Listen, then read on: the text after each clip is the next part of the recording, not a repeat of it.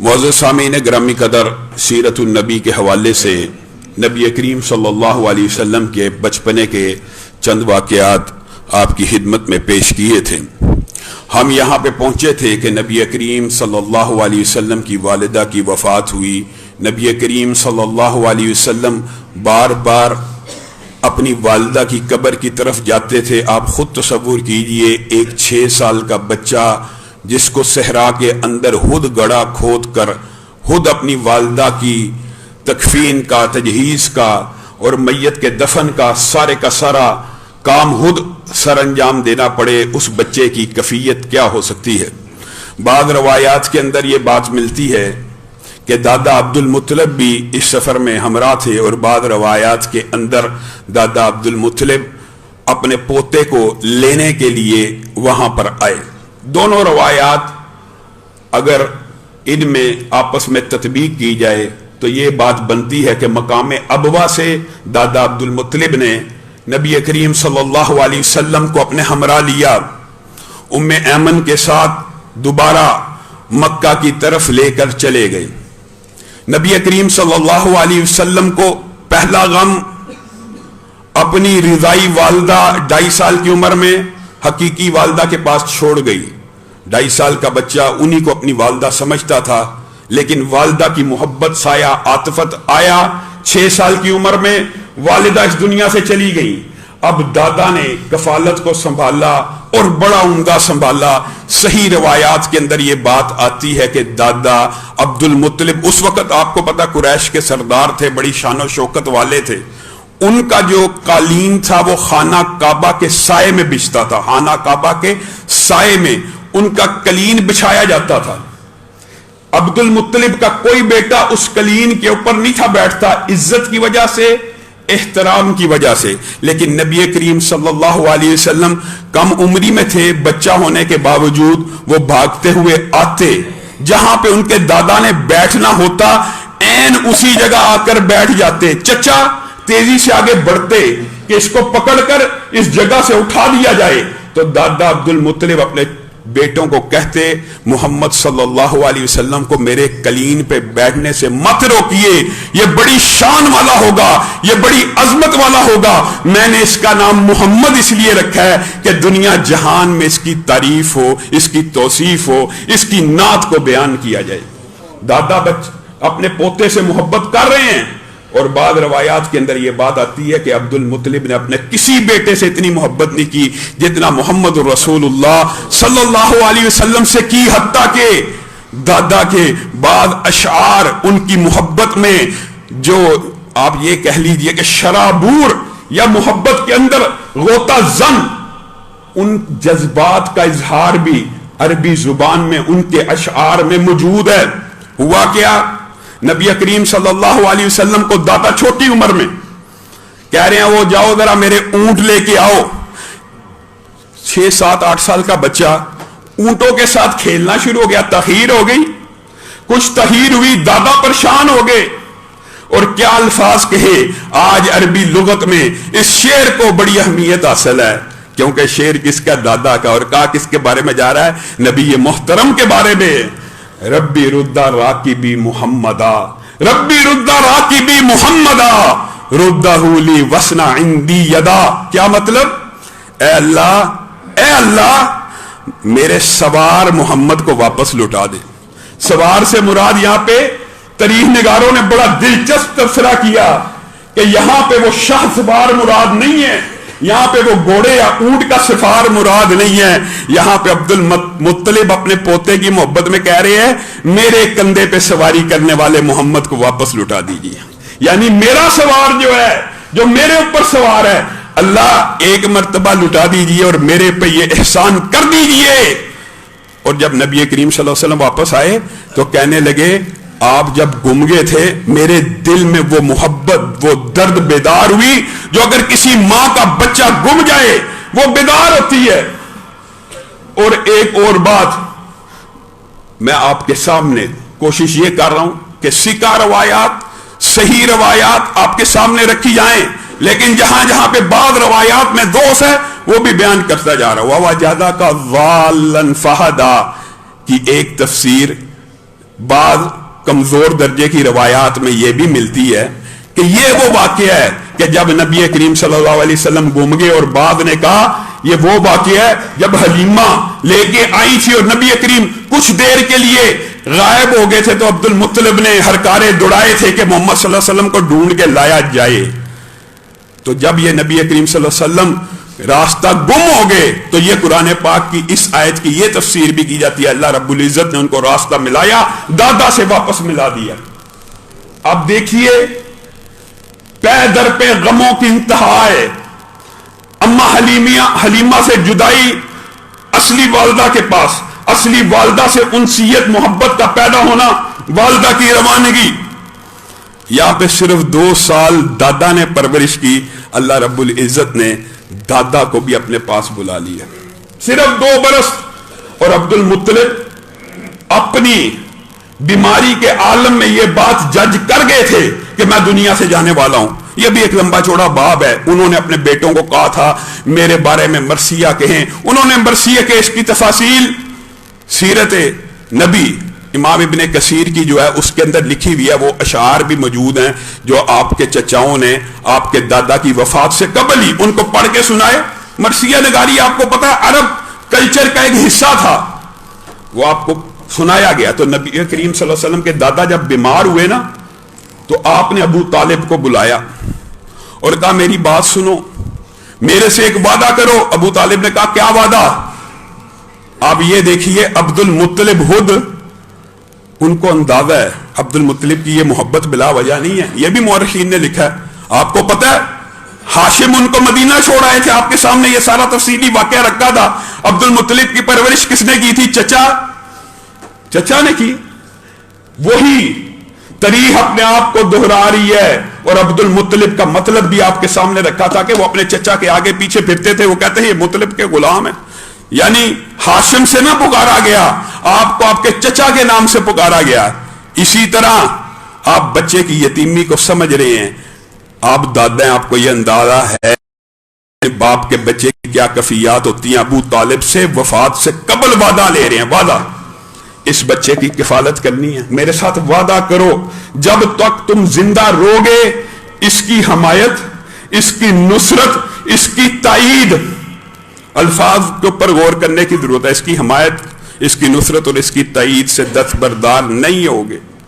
ابو طالب نے وعدہ کیا اور آپ کے سامنے انہوں نے اپنے وعدے کو کیسے نبھایا۔ 40 برس تک پھر نبی محترم ان چچا کی کفالت میں رہے، اللہ کی قسم کبھی نصرت سے، کبھی حمایت سے، کبھی تائید سے پیچھے نہیں ہٹے۔ لیکن بس یہ بھی اللہ تعالیٰ کی حکمت ہے، جب سیرت کے اندر یہ باب آئے گا تفصیلی آپ کے سامنے رکھیں گے، لیکن آج یہ بات کہہ دینا چاہتا ہوں، بخاری اور مسلم کی روافض اور اہل سنت کے درمیان اس روایت کے بارے میں بہت بڑا اختلاف ہے۔ سارے اہل سنت کے مصادر میں، مراجع کے اندر، بخاری میں، مسلم کے اندر صحیح ترین احادیث میں الفاظ موجود ہیں، نبی کریم چچا کی خدمت میں حاضر ہیں، آخری وقت ہے، چچا ایک کلمہ پڑھ لیجئے، میں محمد صلی اللہ علیہ وسلم آپ کی سفارش اللہ کی بارگاہ میں کروں گا، حجت قائم ہو جائے گی، اللہ سے جھگڑوں گا، اللہ سے لڑوں گا آپ کے لیے۔ پاس قریش مکہ کھڑے ہیں، بس آخری الفاظ یہ نکلے کہ اپنے باپ دادا کے دین پر دنیا سے جا رہا ہوں۔ صحابہ نے پوچھا تھا کہ ابو طالب نے آپ کی اتنی حمایت کی، اتنی نصرت کی، آپ کی پرورش کی، گویا آپ کے والد تھے، آپ کے ساتھ اتنا پیار کا رویہ رکھا کہ قیامت کے دن ان کو اس کا فائدہ ملے گا؟ نبی کریم صلی اللہ علیہ وسلم کچھ دیر خاموش ہوئے، شاید وحی کا انتظار ہو، یہ تو میں اپنی طرف سے بات کہہ رہا ہوں، اور پھر بولے تو کیا بولے؟ لولا انا لکان فی الدرک الاسفل من النار، اگر میں محمد صلی اللہ علیہ وسلم نہ ہوتے تو ابو طالب شرک کی وجہ سے جہنم کے سب سے نچلے گڑھے میں ہوتے۔ لیکن یہ جو محسن انسانیت ہے نبی کریم، آپ بتائیے نبی کریم محسن انسانیت ہے کہ نہیں؟ رحمت للعالمین ہے کہ نہیں؟ اور ان کے محسن کون ہیں؟ ابو طالب ان کے محسن ہیں، محسن انسانیت کے محسن۔ انسانیت کا نعرہ بلند کر کے انسانیت کو الگ مذہب بنانے والوں، ذرا اس روایت کے اوپر غور کرو۔ نبی کریم نے کہا اللہ کی قسم میں نہ ہوتا یا یہ میری حمایت تائید نصرت کے ساتھ ساری زندگی بسر نہ ہوئی ہوتی جہنم کے سب سے نچلے گڑھے میں ہوتے. آج جہنم کا سب سے کم درجے کا عذاب ابو طالب کو ہو رہا ہے. ان کے پاؤں کے اندر ایسے جوتے پہنائے ہوئے ہیں جس سے دماغ ابلتا بھی ہے اور پگھلتا بھی ہے. کون سی انسانیت, کون سا مذہب جس کو تم نے اٹھایا ہوا؟ انسانیت ایک مذہب ہے.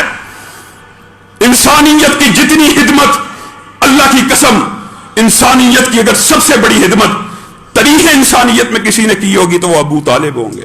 بتائیے, ایمان قبول نہیں کیا. یہی وہ فرق ہے جو عبداللہ ابن جدعان کے بارے میں نبی کریم نے کہا تھا کہ اگر کلمہ پڑھ لیتا اور اگر عقیدہ یہ نہ رکھتا کہ اللہ کے علاوہ لات منات عزا بھی رزق دیتے ہیں تو جنت میں چلا جاتا. ابو طالب انشاءاللہ جب سیرت کا باب آگے چلے گا اس حوالے سے, لیکن یہ اشکال دور کر لیجئے. اور نبی محترم کو اللہ رب العزت نے, جو نبی کریم صلی اللہ علیہ وسلم کے بعد اجتہادات کے اوپر اللہ رب العزت نے نبی کریم کو روکا اور ٹوکا, ان میں سے ایک یہ بھی ہے کہ پیارے نبی, کسی نبی کو یہ زیب نہیں دیتا کہ جب اس کو پتہ چل جائے اس کا فلاں رشتہ دار مشرک ہے, شرک کے عالم میں فوت ہو گیا, پھر اپنے رب کی سامنے ہاتھوں کو پھیلا کے اس کے لیے مغفرت کی دعا کرے. یہ نبی کو زیب نہیں دیتا. میرے بھائیوں, اپنی اصلاح کر لیجئے. یہ جو ہمارے معاشرے کے اندر محبت کے بتائیے, ابو طالب سے زیادہ نبی سے محبت کون کر سکتا ہے؟ حالی محبت فائدہ دے گی؟ حالی محبت اس وقت تک فائدہ نہیں دیتی جب تک اتباع نہ ہو, جب تک آپ کا یہ عقیدہ نہ ہو کہ نبی کی حدیث آ جائے گی, قول آ جائے گا, عمل آ جائے گا, تقریر, نشست, برخاست, نبی محترم کی زندگی کا ہر لمحہ, ہر گوشہ میرے آپ کے لیے نمونہ ہے, نمونہ. لیکن نبی کی حدیث نمونہ نہیں ہے, نبی کا قول نمونہ نہیں ہے, نبی کی نشست برخاست نمونہ نہیں ہے. اللہ کی قسم پورے معاشرے کے اندر, پورے معاشرے میں, بلکہ محدثین نے لکھا ہے کہ فتنوں کی بنیادی وجہ دنیا کے اندر جتنے فرقے, جتنے فتنے پیدا ہوئے, ان سب کی بنیاد ایک ہے کہ ان میں سے ہر فرقے نے کسی نہ کسی حدیث کا انکار کر دیا. بس ہو نہیں سکتا. بتائیے, ختم نبوت کے بارے میں اگر حدیث کو مان لیا جاتا, لا نبی بعدی, کہ میرے بعد کوئی نبی نہیں ہے, میں آخری نبی ہوں, اگر اس تشریح کو مان لیا جاتا امت میں کوئی جھوٹا نبی پیدا ہوتا. جتنے فتنے آتے ہیں وہ انکار حدیث کی وجہ سے آتے ہیں. کوئی ایک فرقہ باطل, کوئی ایک فتنہ ایسا نہیں ہے جو معرض وجود میں آیا ہو اور اس کی وجہ حدیث کا انکار نہ, ممکن نہیں ہے. کیونکہ قرآن کا دعویٰ تو سب کرتے ہیں, ہاں قرآن کی تشریح کے اوپر جو حدیث آتی ہے اس کا انکار کر دیتے ہیں. حتیٰ کہ بات آئی ہے تو کہہ دیتا ہوں, انکار کرنے کی ایسی کہانیاں بنائی ہوئی ہیں. ایک بندہ, لا نبی بعدی کی حدیث ہے نا, میرے بعد کوئی نبی نہیں, ایک بندے نے اپنے بارے میں مشہور کر دیا میرا نام لا ہے, میرا نام لا ہے. جب اس کا نام مشہور ہو گیا تو اس نے کہا یہ جو روایت ہے اس میں راوی کو وہم لگا ہے, اس میں راوی نے دھوکہ کھایا ہے, اصل حدیث تھی لا نبی بعدی, مبتدا خبر بنا کے لا نبی بعدی نہیں, لا نبی بعدی. اصل حدیث یہ تھی میرے بعد نبی لا ہوگا. آپ اندازہ کیجیے کیسے فتنے امت نے دیکھے ہیں. حدیث کی من چاہی تشریح, جو نبی کریم صلی اللہ علیہ وسلم کی بات آ جائے اس کے اوپر جب بندہ یقین نہ کرے تو انسان دھوکے کا, گمراہی کا شکار لازمی ہوتا ہے. انشاءاللہ کبھی موقع آیا تو خاتم النبیین اور ختم نبوت کے حوالے سے بھی تفصیلی اہل سنت کا موقف آپ کے سامنے رکھیں گے. آج جو آپ کے سامنے بات رکھی ہے وہ یہ ہے, اہل سنت کا, روافض کا اس بارے میں اختلاف موجود ہے. لیکن اگر یہ بات کہی جائے ہم مانتے ہیں. بتائیے, میں آپ کے سامنے یہ بات رکھ رہا ہوں کہ نبی کریم صلی اللہ علیہ وسلم محسن انسانیت ہیں اور نبی کریم کے محسن ابو طالب ہیں. پوری انسانیت کے سب سے بڑے محسن ہیں, کفالت کی بڑی عمدہ کی. حتیٰ کہ روایات میں آتا ہے اپنے بچوں کو کھانا نہیں تھے دیتے کہ محمد صلی اللہ علیہ وسلم آئیں گے میں تب تمہیں تمہارے جو برتن ہیں ان میں سالن ڈال کے دوں گا.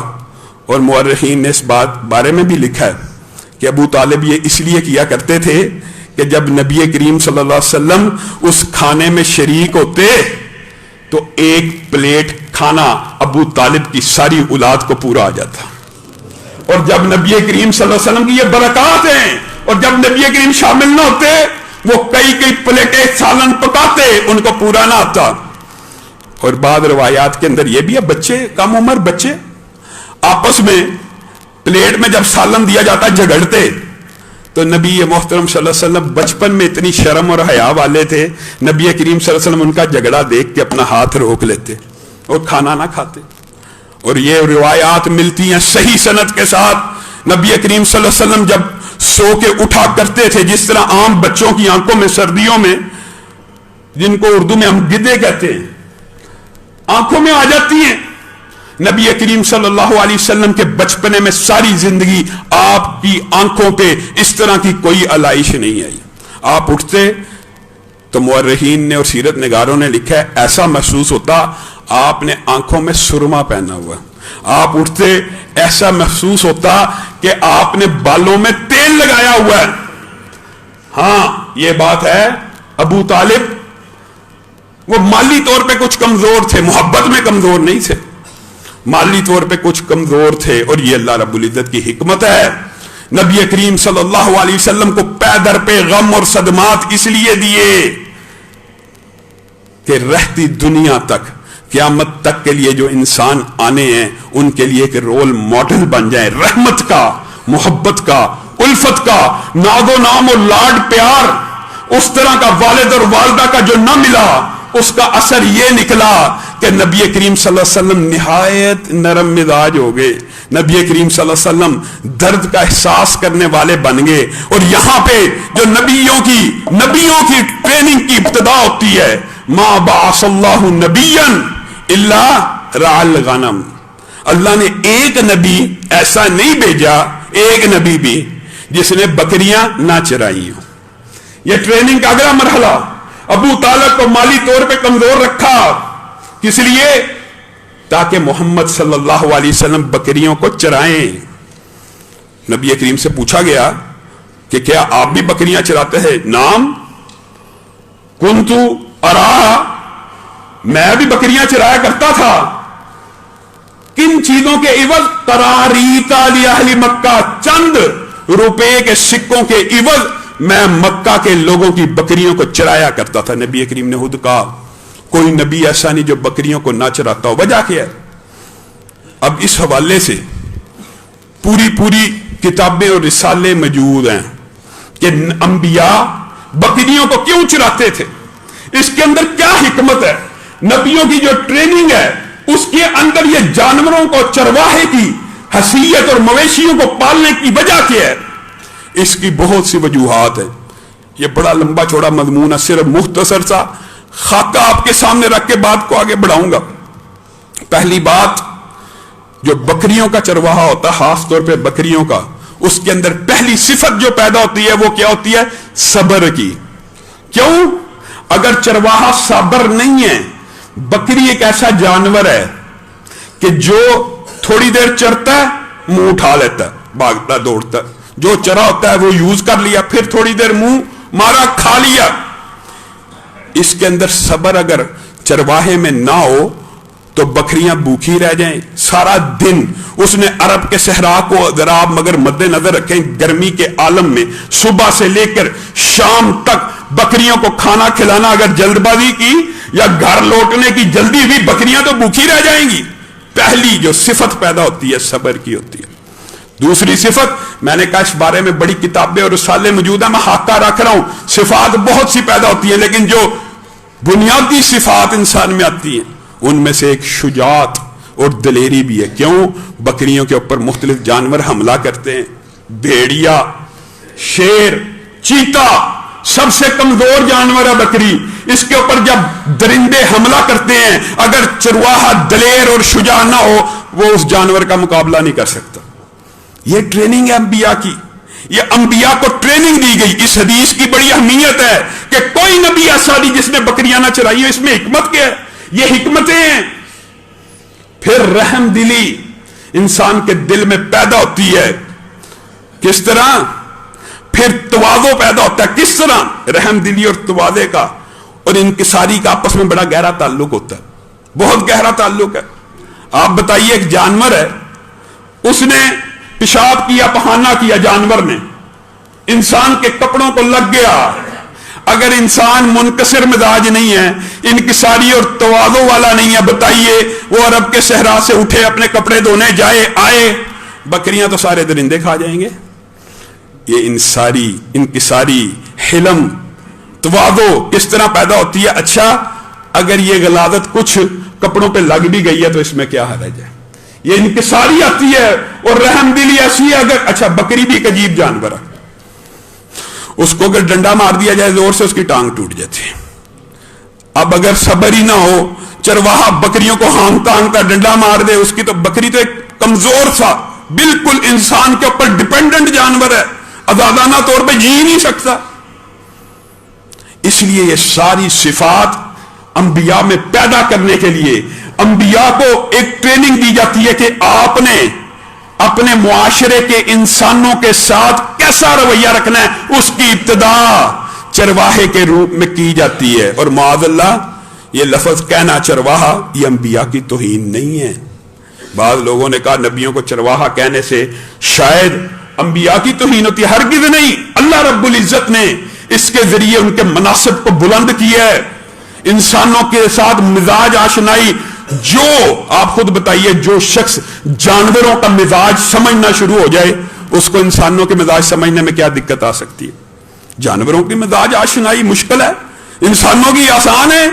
انسان حیوان ناطق ہے, انسان جذبات کا احساس کر سکتا ہے, لیکن جانور نے تو جذبات بتانے بھی نہیں. چرواہے نے خود سمجھنا ہے میرا فلاں جانور تکلیف میں ہے, میرا فلاں جانور خوش ہے, میرا فلاں جانور بیماری میں ہے.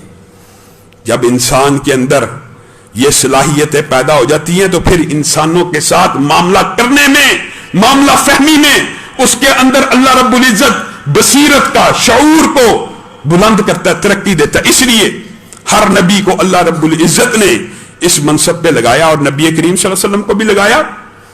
نبی کریم صلی اللہ علیہ وسلم اپنے اس دور کے بارے میں 2 واقعات بیان کرتے ہیں کہ جب میں چھوٹا سا تھا میرے دل میں بھی نوجوانوں کی طرح جذبات تھے. میں محمد صلی اللہ علیہ وسلم بھی ابن بشر ہوں, عبداللہ کا بیٹا ہوں, آمنہ کا لخت جگر ہوں. میرے دل میں بھی جیسے قریشی نوجوانوں کے دل میں مختلف امنگیں تھیں, مختلف ولولے تھے, میرے دل میں بھی خیالات پیدا ہوتے تھے, لیکن اللہ رب العزت نے میری ان خیالات کی بھی حفاظت فرمائی. کیسے؟ نبی کریم خود بیان کرتے, کہا میرے ساتھ ایک قریشی نوجوان تھا جو بکریاں چرایا کرتا تھا. میں نے اس کو کہا ہر روز آئے روز تم مختلف محفلوں میں شرکت کرتے ہو, تم شادی بیاہ کی محفلیں اٹینڈ کرتے ہو, آج تم نے میری بکریوں کو چرانا ہے. میں محمد صلی اللہ علیہ وسلم مکہ میں جاؤں گا اور فلاں کی جو شادی ہو رہی ہے, ادھر جو محفل ہونی ہے, ادھر جو ہلڑ بازی ہونی ہے, میں دیکھنا چاہتا ہوں کہ تم لوگ اس سے کس طرح مزہ حاصل کرتے ہو. یہ نبی کریم صلی اللہ علیہ وسلم اپنے ساتھی کو کہہ رہے ہیں کہ میں اس مجلس کا, اس محفل کا مشاہدہ کرنے جانا چاہتا ہوں. اور نبی کریم نے کہا میں اس محفل اور مجلس کے قریب پہنچا. میں نے پوچھا یہ وہی محفل ہے؟ انہوں نے کہا فلاں کی شادی ہو رہی ہے. نبی کریم صلی اللہ علیہ وسلم نے کہا جیسے ہی میں نے ان کے گانوں کی طرف اپنے کان کو لگانا چاہا, مجھے اتنی گہری نیند آئی, میں سو گیا. اللہ رب العزت نے لہو و لعب سے, گانوں سے, ایسی گندی محفلوں سے بچپن ہی میں میری حفاظت خود کی. جیسے ہی میں اس کے قریب ہوا مجھے نیند آ گئی اور میری آنکھ تب کھلی جب سورج نکل آیا. اللہ نے سلا دیا اتنا لمبا. نبی کریم نے کہا پھر ایک مرتبہ زندگی میں یہ واقعہ ہوا. کل زندگی میں بعین ہی اسی طرح 2 واقعات ہوئے. نبی کریم نکلے, اس محفل کو اور مجلس کا احوال دیکھیں, کیسے عظیم نبی ہیں, کیسے معصوم پیغمبر ہیں, ان کو پتہ ہی نہیں اس طرح کی محفلوں اور مجلسوں میں ہوتا کیا تھا. وہ دیکھنے جانا چاہتے تھے, مشاہدہ کرنا جانا چاہتے تھے. آج بڑے بڑے اسکالرز, علماء محفلوں میں شریک ہوتے ہیں, کہنے والا بھی اور سب سننے والے, کوئی اس سے مستغنی نہیں. اور ہیل و حجت کیا کیا جاتا, ہم صرف دیکھ رہے ہیں جی معاشرے میں کیا ہو رہا ہے, صرف دیکھنا چاہتے ہیں اور اس کا پھر رد کریں گے, معاذ اللہ. نبی محترم صلی اللہ علیہ وسلم دوسری مرتبہ گئے, کہا یہی ہوا جب میں نے کان کو ان گانوں کی طرف متوجہ کیا, مجھے نیند آ گئی, میں سو گیا. اور پھر یہ ماجرا جب ہو گیا 2 مرتبہ, میں محمد صلی اللہ علیہ وسلم بچپنے میں سمجھ گیا کہ اللہ نہیں چاہتا کہ محمد صلی اللہ علیہ وسلم اس طرح کی مجلس کو دیکھیں بھی. اچھا, ایک بات بڑی عجیب ہے, اگرچہ واقعی نبی کریم صلی اللہ علیہ وسلم کے اوپر جب جبریل امین آئے, نبی کریم صلی اللہ علیہ وسلم کے لیے یہ ایک, جب وہ واقعہ آئے گا آپ نبی کریم کی کفیات کے بارے میں سنیں گے. نبی کریم صلی اللہ علیہ وسلم کے دل میں رعب پیدا ہوا, لیکن نبی کی ٹریننگ بچپن سے ایسے واقعات کے ساتھ ہو رہی تھی, اور نبی کریم کے کانوں میں یہ باتیں پڑتی رہتی تھی تاکہ آپ کو تیار کیا جا سکے, آپ کی ٹریننگ ہو سکے. ایک دم آپ کے لیے بہت بڑا دھچکا نہ ہو کہ آپ کے اوپر فرشتہ نازل ہو گیا ایک دم, تو یہ بہت بڑا دھچکا ثابت نہ ہو. اس کے لیے بچپن سے, کیوں میں یہ بات کس لیے کر رہا ہوں, کیونکہ یہ نبی کریم صلی اللہ علیہ وسلم نے اپنے چچا کو یہ الفاظ کہے تھے, عباس کو. ایک مرتبہ بچپنے ہی میں نبی کریم چھوٹے تھے, بچے اپنے چچاؤں کی مدد کر رہے ہیں, پتھر پکڑا رہے ہیں. نبی کریم صلی اللہ علیہ وسلم نے بھی کرتا پہنا ہوا اور نیچے تہمد باندھا ہوا, تو سارے بچے کرتا اور تہمد اتار کے اپنی تہمد اور کرتے کو کندھے کے اوپر رکھ کے ان کے اوپر پتھر رکھ رہے تھے تاکہ جسم کو پتھر نہ چبھے. اپنے چچاؤں کی مدد ہو رہی ہے. چچا نے نبی کریم صلی اللہ علیہ وسلم کو کہا کہ آپ بھی تہمد اتار لیجئے, کندھے پہ رکھیے اور پتھر اٹھا کے لے آئیے. نبی کریم نے چچا کے حکم کی تعمیل کرتے ہوئے جیسے ہی تہمد اتارا, نبی کریم کہتے ہیں میں اسی وقت بے ہوش ہو گیا, بے ہوش. بچپن کے اندر نبی کریم صلی اللہ علیہ وسلم کی گانوں کی محفلوں سے اللہ رب العزت کی طرف سے حفاظت. 70 کا ننگا, کم عمر کا بچہ ہے, 70 ننگا ہوا نہیں, بے ہوش ہو گئے.